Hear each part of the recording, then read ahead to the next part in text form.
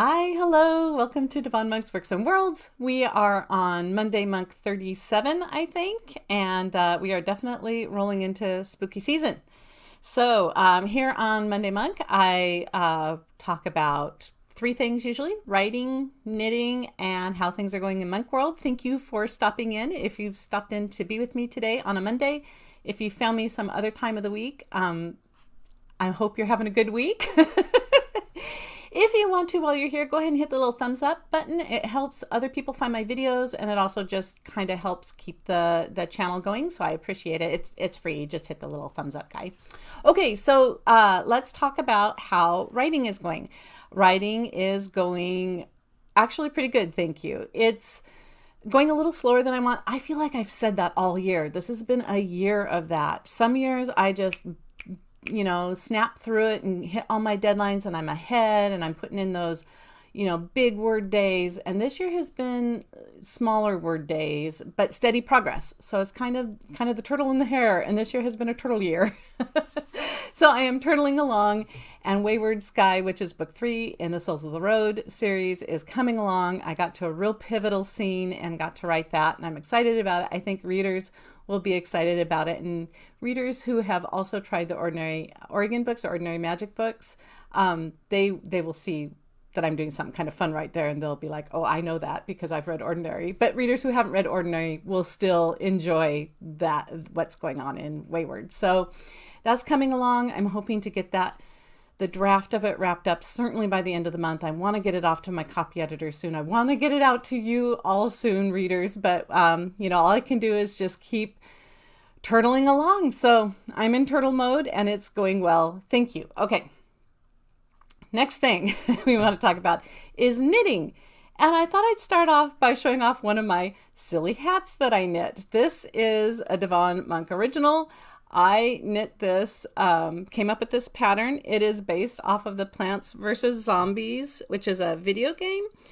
Plants vs. Zombie.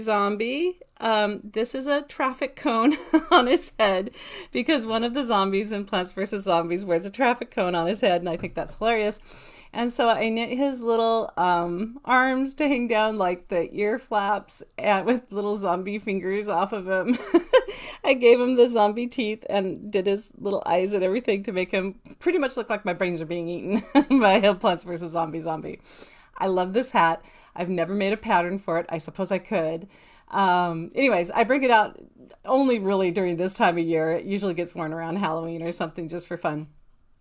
I should just go wear it out in public shopping sometime and see if people notice, because I don't think I've really worn this one around like as a, hey, it's raining, I'm going to put a hat on. So maybe I'll do that this year. That would be fun. So this is an old knit of mine that I wanted to share. I don't know if you can see the top of that cone there, but this is it in all of its glory. And the fun thing is that I did make this cone. I don't want to do it right now because it would be kind of a bother, but it has buttons on the bottoms of it, so you can take the cone off and just wear the zombie eating your brains if you want to do that. I'll do that at the end of the video so you see it too. So anyway, right. So this is one thing that I've knit. This was years ago. I went crazy for Plants vs. Zombie. I played it a lot and I loved it. And so that was one of my favorite games for a while. Okay, let's see what else is going on with knitting. I am knitting that Christmas hat that I wanted to knit, that winter hat. The one that I've started twice and I've screwed up on twice. Well, I started it again, and so far, it's okay. I did what I said I was going to do. I cast on all of the stitches on double pointed needles. It was 120 stitches I needed to cast on, and the needles are really short, so I'm like, oh man, this is not going to go well. But it did, as far as I can tell. I have not twisted the stitches. After I did the cast on and I got a row in, I went ahead and switched it over to cable needles, so I had more room for my stitches. And so far it's working out. So I hope to be able to show that, when I get it done. That's for me, so there's no time limit on it. I haven't started the toy yet for the October newsletter, but I think I'll be doing that this weekend, or during this week. I'll pick it out and I will knit it up. And I want to say, if people ever want to suggest ideas for knitted toys, like animals that they might want to see knitted or characters or something like that, let me know down in the comments, and I can always give it a try. Okay, so let's see. Knitting's going well. Thank you. The last thing that we are going to talk about is just regular monk stuff. What's going on in the world, in my world, my personal world.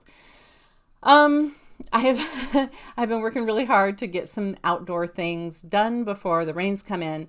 And it looks like the painting project, I got that done, and it's only going to start raining this weekend. So I got it done with like several days of space between getting the paint done and dried and the rain coming in. So yay!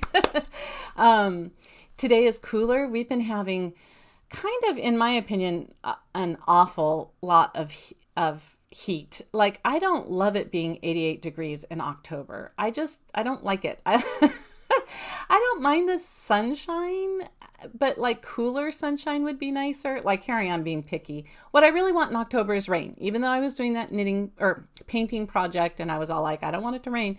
I love rain in October. I want autumn to come on, you know, cool and I don't know. I'm ready for the rain. Even though we had a really long extended rainy season in the spring, I'm done with the heat. Heat makes me nervous. I'm a cloud girl. That's why I live in Oregon. I like the rain.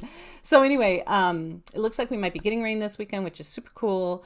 We got in another batch of tomatoes from our garden that we made into sauce. So now we've got, I don't know, we're just freezing it back because we like to use it in soups and sauces and stuff. So we've got more frozen back. We're excited about that.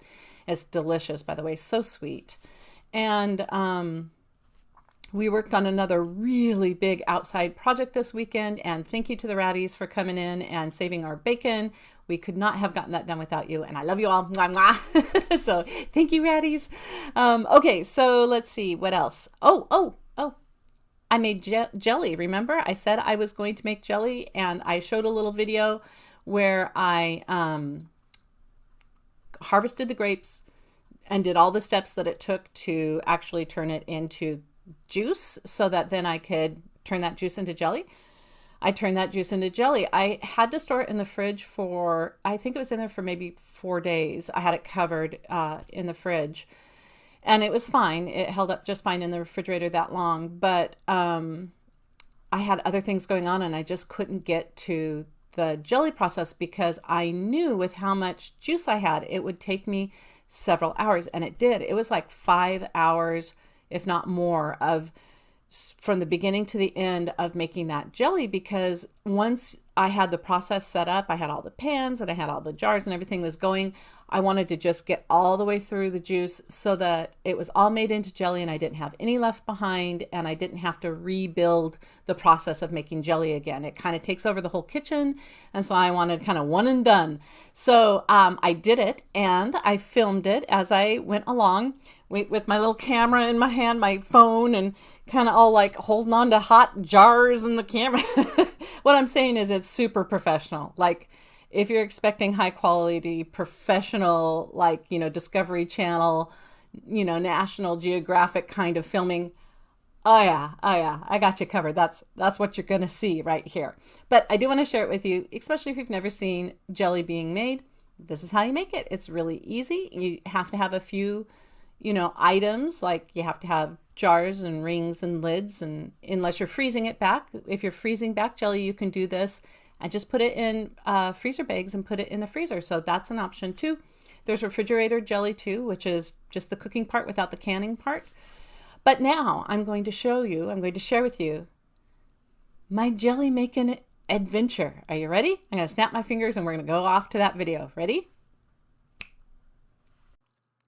Here are all of my items for making jelly. I've got the tongs, a couple tongs, my funnel, my juice. This is only part of it. I have 2 containers. This is my container that has less in it. My other one is filled up to the brim of grape juice.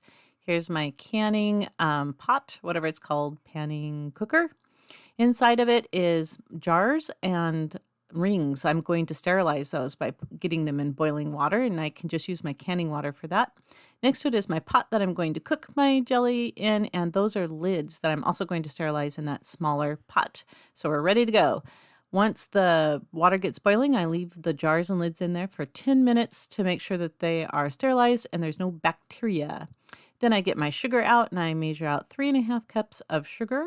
That's going to go in the jelly. And out of that sugar, take a 1/4 cup of the sugar and put it in another bowl. And this is for the low sugar recipe. And to that little 1/4 cup, I add this Sure jelly pectin. That's what's going to thicken it up so that we have jelly instead of just whatever sauce. Okay, then we add that little bit of sugar and the full pectin to the cold juice. We haven't even turned on the burner yet. And we stir it and bring it to a rolling boil until you can't stir out the boil. Once it comes to that rolling boil, you add in all the rest of the sugar and you bring that back up to a rolling boil again. And then once you get that up to that rolling boil again, you cook it for exactly 1 minute. I tried my best. I set a timer. So there it is at a rolling boil for a minute. Those are my jars ready to fill, my water simmering. There's my sterilized lids, and there's my boiling jelly. Okay, so we're going to take that and skim off the top of that foam with a metal spoon. I could have done a little more, but that's as much as I took off for the first batch here. And then you just ladle out. Look at how gorgeous that is. Ah, I can almost taste it. You just ladle it out into your prepared jars, sterilized jars, right into that funnel, and then you clean off the tops and the sides of the jars. If you don't do that, you'll have problems with it not sealing right and it can get mold in it. Then you take those sterilized lids and put on top of the clean jars. Get your sterilized rings, put those on top too. And we do that with every jar. And then I go back and I tighten them a little more. Here's my first batch. Look, isn't it great? Some tall ones, some short ones, some wide ones. I did 1/2 pints and 1/4 pints. And then I just took them and dropped them into the bath now, all of those jars of jam. If I were smart, I would have used tongs. I'm not smart, so I used my hands. I had to take it out because I stuffed it full of so many jars. I didn't want them to tip over. I don't usually do my canning with that many jars in my cage, but I did this time and it worked just fine. So we take that, all the jars of jams, and we drop it in that water, and it's at a simmer right now, and then it needs to get back up to a boil. And once it boils, we'll boil it. There it is boiling. We'll boil it for 5 minutes, and that's what makes it all set and turn into jelly. Then we pull it out, and I was smart and used tongs this time, and the jelly is finished. There's the first batch. Look, it's all done. We've done the cooking it and then canning it, and now this will last for a couple of years if the seals aren't broken. I wrote on all of them, made sure I put the year date because that's pretty important. Those over there at the end, I didn't write on because they were still scalding hot, but that's like 4 batches or 5 batches of jelly, which I absolutely had to try. So I put some on a roll. Isn't it beautiful? It looks just like jelly and delicious. Now, if you think I did this with no errors, I need to tell you something. There was a small disaster. I tipped an entire jar of jelly over in between my stove and my wall. And I spent 5 hours canning. And at the end of it, I had to pull my oven out and clean up. That's the counter and the oven. But was it worth it? Absolutely. It is delicious. I am so excited to have this much jelly saved back. It can be used with meat dishes. It can be used with cheese dishes. It can be used on peanut butter sandwiches. Come on. So I'm very excited to get to enjoy it, and I'm hoping to share it with family and friends. So I'm not going to end up with, I ended up with 35 jars of jelly, which is a lot of jelly, and not really, we probably wouldn't go through 35 jars of jam in 2 years. So I want to make sure that I distribute this out to a few people who might also enjoy it. Now, I did say that I was going to show you this hat without the what is this, traffic cone on top. So let's see if I can do that here real quick. I just take off the buttons. There's 2 on each side. So even though the zombie wasn't, his eyes kind of coming off. He's an older hat. Even though the zombie hat isn't a pattern, the traffic cone is a pattern on Ravelry. You can find, I'll link to it down below. I think it's a traffic cone cat toy, and I just upsized it. And anyway, so okay, so there we are with just zombie eating my brains, whatever I have left of them, having a good little snack there. So there you go. There's one of my fun and funny Halloween hats, or just goofy hats. I like to make goofy hats. Here's a cone, the traffic cone, what it looks like. pretty good. You know, traffic cone would make a good hat by itself. There's the buttons that I attached to the bottom to put it on the head, the buttons weren't suggested, but you know, if you knit with wide enough stitches, you can fit buttons through them pretty easily. So that was just kind of a modification I did. And all right, so now we have done writing, we've done knitting, we've done jamming, well, jellying, and yeah, we're done. That's it. You did it. You got to the end of the Monday month. Good job. Thank you for being here. I really appreciate you. And until next time, I hope you have a wonderful week. I'll see you later. Bye.